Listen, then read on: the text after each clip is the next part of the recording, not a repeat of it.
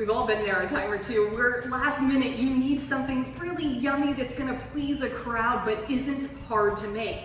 And I've got a few ideas for you. In fact, you may even have the ingredients in your pantry and fridge right now. Let's start with the Mediterranean layer dip. Gather your ingredients in a medium-sized platter. Spread chive cream cheese in an even layer on the platter and then top with a layer of hummus. Sprinkle on crumbled feta, tomatoes, Kalamata olives, and scallions. Serve with tortilla chips or veggies. My favorite are the cucumbers.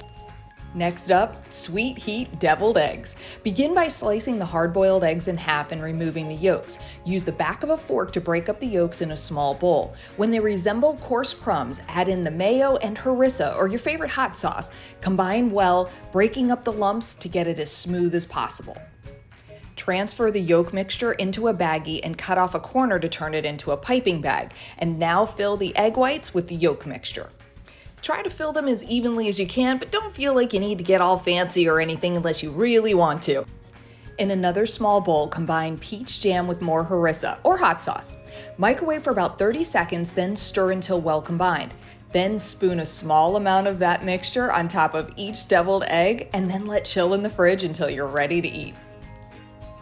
Last, but definitely not least, addictive artichoke dip. Only 3 ingredients. So chop the marinated artichokes and combine them with freshly grated truffle pecorino cheese and mayonnaise. Mix it up and serve with chips and crackers, garnish with Kalamata olives, sun-dried tomatoes, and parsley if you'd like, or serve it with fresh-cut veggies. So these are the snacks that leave me hanging around the snack table a little too long, and I'll admit it, sometimes I ruin my dinner.